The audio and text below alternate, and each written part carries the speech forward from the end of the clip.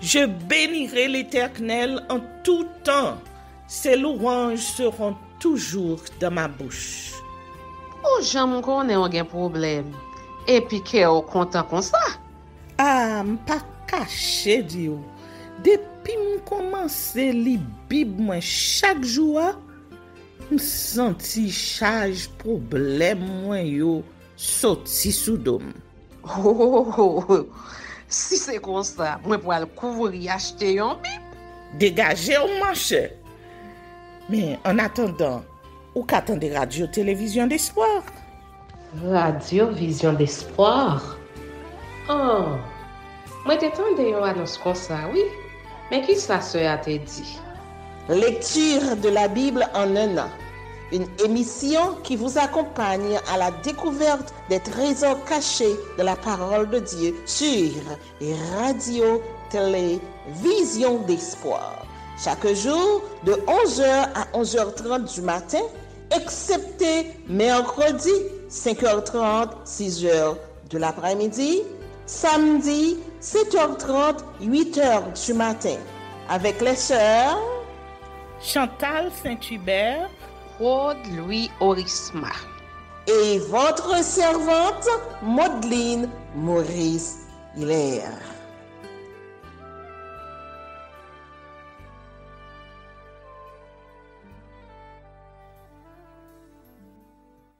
Saint-Esprit de Dieu, fais-nous la grâce de jouir de ta présence durant cette lecture qui enseigne, convainc, corrige, instruit et qui sauve.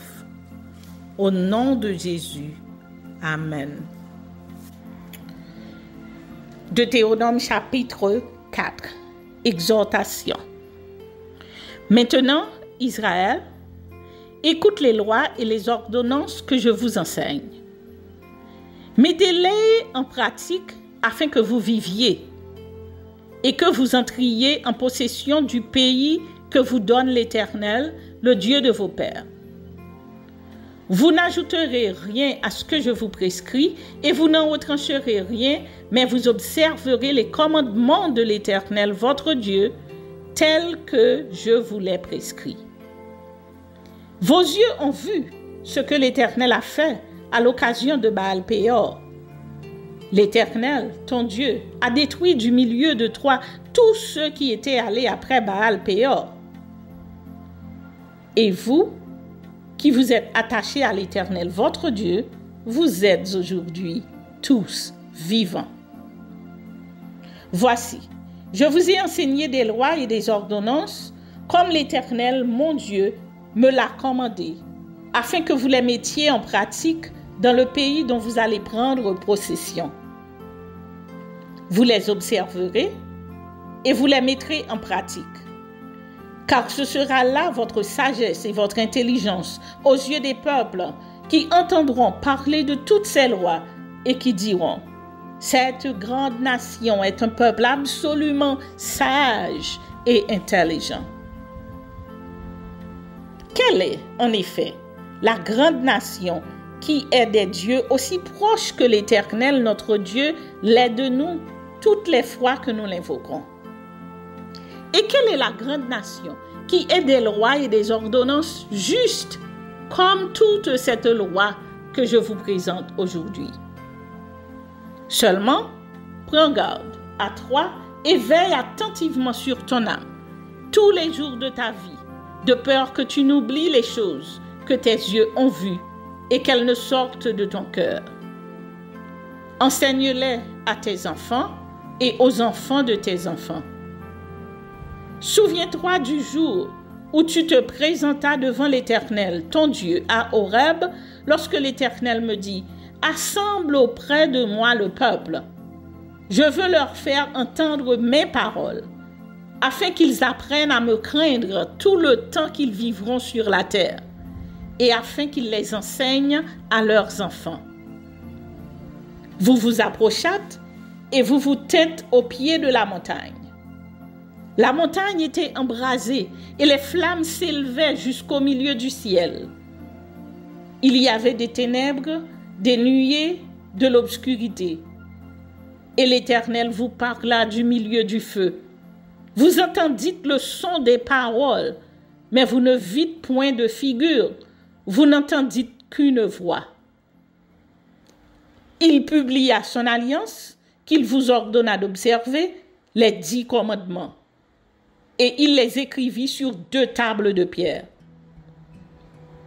En ce temps-là, l'Éternel me commanda de vous enseigner des lois et des ordonnances, afin que vous les mettiez en pratique dans le pays dont vous allez prendre possession. Puisque vous n'avez vu aucune figure le jour où l'Éternel vous parla du milieu du feu à Horeb, veillez attentivement sur vos âmes, de peur que vous ne vous corrompiez et que vous ne vous fassiez une image taillée, une représentation de quelque idole, la figure d'un homme ou d'une femme, la figure d'un animal qui soit sur la terre, la figure d'un oiseau qui vole dans les cieux, la figure d'une bête qui rampe sur le sol, la figure d'un poisson qui vit dans les eaux au-dessous de la terre. Veille sur ton âme, de peur que, levant tes yeux vers le ciel et voyant le soleil, la lune et les étoiles, toute l'armée des cieux, tu ne sois entraîné à te prosterner en leur présence et à leur rendre un culte. Ce sont des choses que l'Éternel, ton Dieu, a données en partage à tous les peuples sous le ciel tout entier. Mais vous, l'Éternel vous a pris et vous a fait sortir de la fournaise de fer de l'Égypte, afin que vous fussiez un peuple qui lui appartient en propre, comme vous l'êtes aujourd'hui.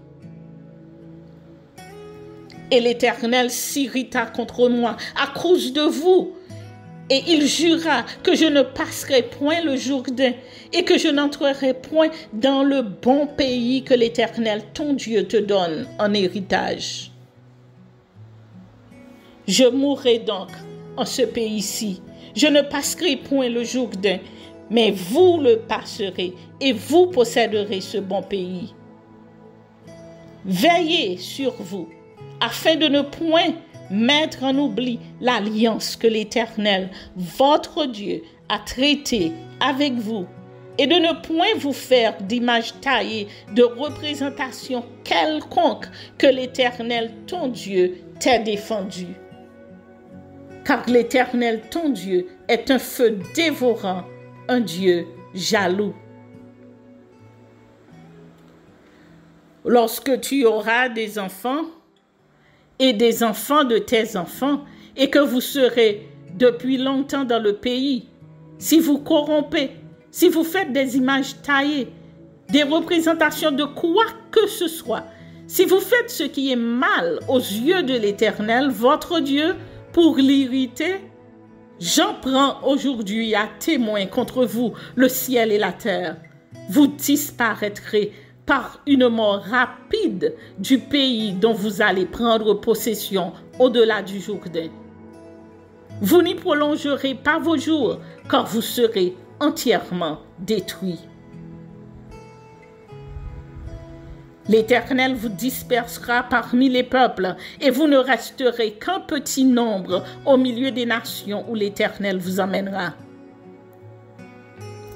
Et là, vous servirez des dieux, ouvrage de main d'homme, du bois et de la pierre, qui ne peuvent ni voir, ni entendre, ni manger, ni sentir. C'est de là aussi que tu chercheras l'Éternel, ton Dieu, et que tu ne le trouveras pas. Si tu le cherches de tout ton cœur, tu le trouveras, de toute ton âme, tu le trouveras. C'est de là aussi que tu chercheras l'Éternel, ton Dieu, et que tu le trouveras si tu cherches de tout ton cœur et de toute ton âme. Au sein de la détresse, toutes ces choses t'arriveront. Alors, dans la suite des temps, tu retourneras à l'Éternel, ton Dieu, et tu écouteras sa voix.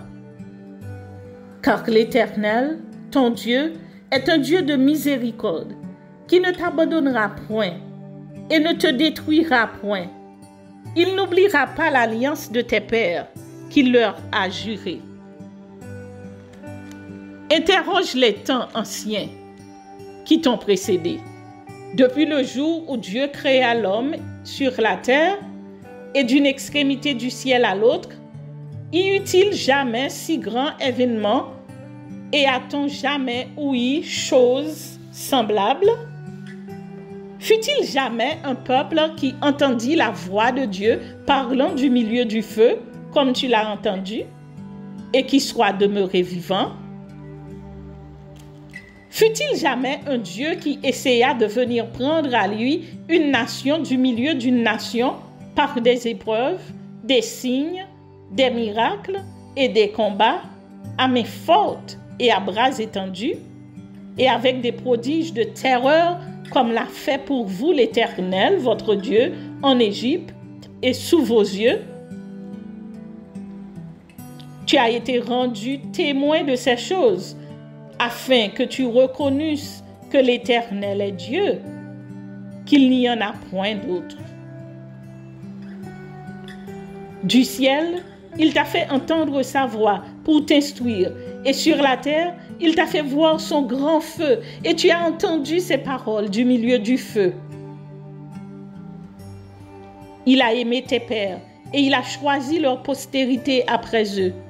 Il t'a fait lui-même sortir d'Égypte par sa grande puissance. Il a chassé devant toi des nations supérieures en nombre et en force, pour te faire entrer dans leur pays, pour t'en donner la possession, comme tu le vois aujourd'hui.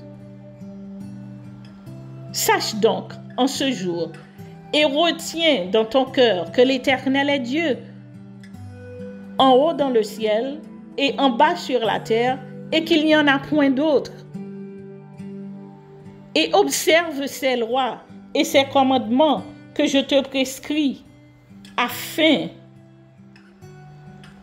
que tu sois heureux, toi et tes enfants, et que tu prolonges désormais tes jours dans le pays que l'Éternel ton Dieu te donne.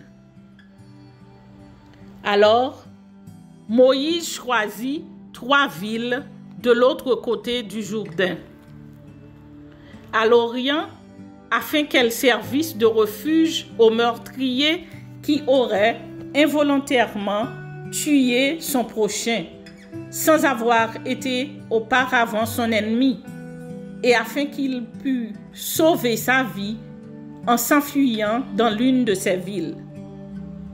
C'était Bétzer, dans le désert, dans la plaine, chez les Rubénites, Ramoth, en Galaad, chez les Gadites, et Golan, en Basan, chez les Manassites. Le décalogue répété. C'est ici la loi que présenta Moïse aux enfants d'Israël. Voici les préceptes, les lois et les ordonnances que Moïse prescrivit aux enfants d'Israël après leur sortie d'Égypte. C'était de l'autre côté du Jourdain, dans la vallée vis-à-vis de Beth-Péor, au pays de Sihon, roi des Amoréens, qui habitait à Hesbon et qui fut battu par Moïse et les enfants d'Israël après leur sortie d'Égypte. Ils s'emparèrent de son pays et de celui d'Og, roi de Basan. Ces 2 rois des Amoréens étaient de l'autre côté du Jourdain, à l'Orient. Leur territoire s'étendait depuis Aroër sur les hauts bords du torrent de l'Arnon jusqu'à la montagne de Sion qui est l'Hermon. Et ils embrassaient toute la plaine de l'autre côté du Jourdain, à l'Orient, jusqu'à la mer de la plaine au pied de Pisga.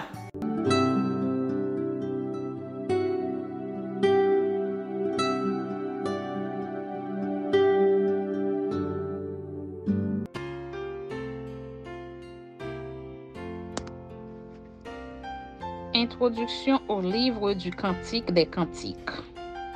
Ce livre attribué à Salomon est un recueil de chants d'amour d'un bien-aimé et d'une bien-aimée qui s'apprécie sans fausse pudeur. Le langage très érotique de ce livre a amené plusieurs savants au cours de l'histoire à proposer de comprendre le Cantique des Cantiques comme un poème symbolique et même typologique, décrivant les relations entre Dieu et son peuple. Cependant, rien dans le texte n'exige pareille lecture. Le recours au vocabulaire de la tendresse physique a souvent choqué. C'est un des livres de la Bible qui a fait couler beaucoup d'encre. Rien que dans la littérature de la synagogue, on a recensé 49 commentaires officiels le concernant. Toutefois, c'est un précieux poème d'amour humain, véritable don de Dieu, et il doit être pris comme tel. 7 poèmes articulent ce livre du Cantique des Cantiques. Chapitre 1er, verset 2 à 2, verset 7. Le dialogue amoureux entre elle et lui, thème du poème.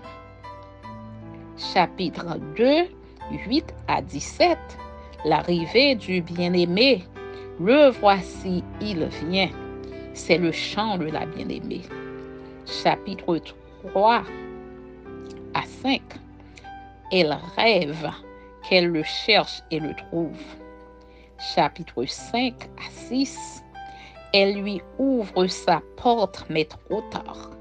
C'est le cauchemar de la rencontre manquée. Chapitre 6 à 7. Le bien-aimé fait le portrait de sa fiancée. C'est le duo amoureux. Chapitre 7 à 8. C'est un bonheur que d'être aimé. Chapitre 8, les versets 6 jusqu'au verset 14. L'amour est aussi fort que la mort. C'est aussi le rapport aux frères, aux amis et à Salomon. En somme, telles sont les grandes articulations de ce poème qui valorise le portrait physique de toute personne aimée.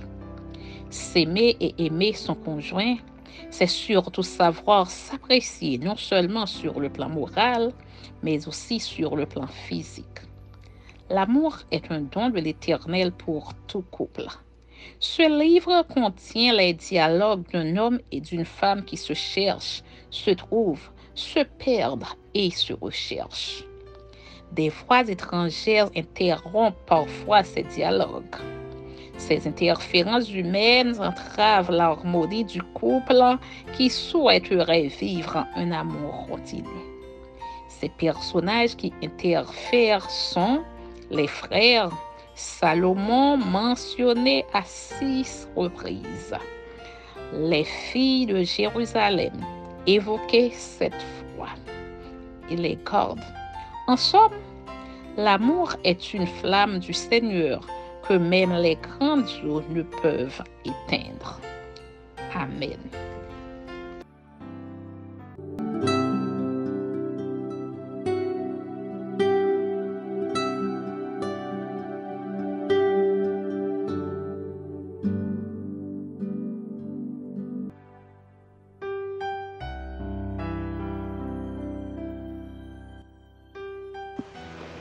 Actes, chapitre 25. Festus, étant arrivé dans la province, monta 3 jours après de Césarée à Jérusalem. Les principaux sacrificateurs et les principaux d'entre les Juifs lui portèrent plainte contre Paul. Ils firent des instances auprès de lui et, dans des vues hostiles, lui demandèrent comme une faveur qu'il le fît venir à Jérusalem. Il préparait un guet-apens pour le tuer en chemin. Festus répondit que Paul était gardé à Césarée et que lui-même devait partir sous peu. Que les principaux d'entre vous descendent avec moi, dit-il, et s'il y a quelque chose de coupable en cet homme, qu'il l'accuse. Festus ne passa que 8 à 10 jours parmi eux, puis il descendit à Césarée. Le lendemain, s'étant assis sur son tribunal, il donna l'ordre qu'on amenât Paul. Quand il fut arrivé, les Juifs qui étaient venus de Jérusalem l'entourèrent et portèrent contre lui de nombreuses et graves accusations qu'il n'était pas en état de prouver. Paul entreprit sa défense en disant « Je n'ai rien fait de coupable ni contre la loi des Juifs, ni contre le temple, ni contre César. » Festus, désirant plaire aux Juifs, répondit à Paul « Veux-tu monter à Jérusalem et y être jugé sur ces choses en ma présence ?» Paul dit « C'est devant le tribunal de César que je comparais. C'est là que je dois être jugé. Je n'ai fait aucun tort aux Juifs, comme tu le sais fort bien. Si j'ai commis quelque injustice ou quelque crime digne de mort, je ne refuse pas de mourir. Mais si les choses dont ils m'accusent sont fausses, personne n'a le droit de me livrer à eux. J'en appelle à César. » Alors, Festus, après avoir délibéré avec le conseil, répondit « Tu en as appelé à César, tu iras devant César. » Le roi Agrippa en visite à Césarée. Quelques jours après, le roi Agrippa et Bérénice arrivèrent à Césarée pour saluer Festus. Comme ils passèrent là plusieurs jours, Festus exposa au roi l'affaire de Paul et dit « Félix a laissé prisonnier un homme contre lequel, lorsque j'étais à Jérusalem, les principaux sacrificateurs et les anciens des Juifs ont porté plainte en demandant sa condamnation. Je leur ai répondu que ce n'est pas la coutume des Romains de livrer un homme avant que l'inculpé ait été mis en présence de ses accusateurs et qu'il ait eu la faculté de se défendre sur les choses dont on l'accuse. Ils sont donc venus ici et, sans différer, je m'assis le lendemain sur mon tribunal et je donnai l'ordre qu'on amenât cet homme. Les accusateurs, s'étant présentés, ne lui imputèrent rien de ce que je supposais. Ils avaient avec lui des discussions relatives à leur religion particulière et à un certain Jésus qui est mort et que Paul affirmait être vivant. Ne sachant quel parti prendre dans ce débat, je lui demandai s'il voulait aller à Jérusalem et y être jugé sur ces choses. Mais Paul, en ayant appelé pour que sa cause fût réservée à la connaissance de l'empereur, j'ai ordonné qu'on le gardât jusqu'à ce que je l'envoyasse à César. Agrippa dit à Festus, « Je voudrais aussi entendre cet homme. » « Demain, répondit Festus, tu l'entendras. » Le lendemain donc, Agrippa et Bérénice vinrent en grande pompe et entrèrent dans le lieu de l'audience avec les tribuns et les principaux de la ville. Sur l'ordre de Festus, Paul fut amené. Alors, Festus dit, « Roi Agrippa, et vous tous qui êtes présents avec nous, vous voyez cet homme au sujet duquel toute la multitude des Juifs s'est adressée à moi, soit à Jérusalem, soit ici, en s'écriant qu'il ne devait plus vivre. Pour moi, ayant reconnu qu'il n'a rien fait qui mérite la mort, et lui-même en ayant appelé à l'empereur, j'ai résolu de le faire partir. Je n'ai rien de certain à écrire à l'empereur sur son compte. C'est pourquoi je l'ai fait paraître devant vous, et surtout devant toi, roi Agrippa, afin de savoir qu'écrire après qu'il aura été examiné. Car il me semble absurde d'envoyer un prisonnier sans indiquer de quoi on l'accuse.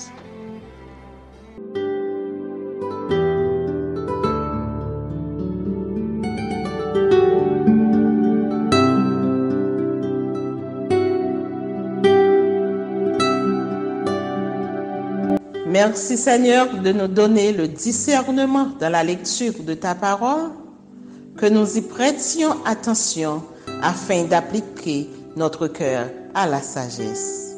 Amen. Que celui qui a des oreilles pour entendre, entende, et que celui qui lit fasse attention.